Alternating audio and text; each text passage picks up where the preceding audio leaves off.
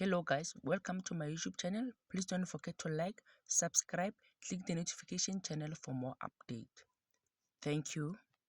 A young known star, G Mashego, went live on Facebook and TikTok crying for help from the fellow South African, saying that he is stuck in Nigeria and there is no way that he can come back until the 30th of September.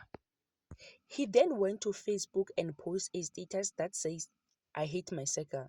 Does he refer to the guy that plucked him to Nigeria or who? The well-known artist goes by the name of DJ Gary tried several times to get hold of him but with no luck. He then went to Facebook and shared a post saying, "The guy does not answer my calls or anything. He is currently offline on WhatsApp."